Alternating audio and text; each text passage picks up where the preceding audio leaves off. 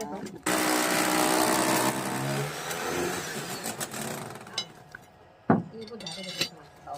क्या होगा, ये बहुत घर रहता है, कल नहीं रहता।